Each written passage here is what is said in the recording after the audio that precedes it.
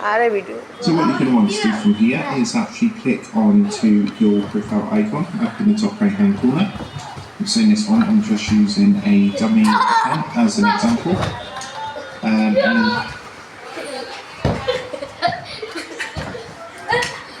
you want to come and click onto YouTube Studio.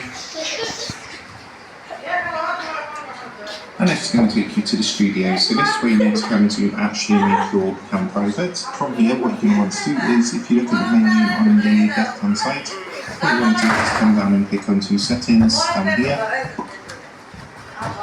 And it's going to bring up the settings box like so. So what you want to do is click onto your channel.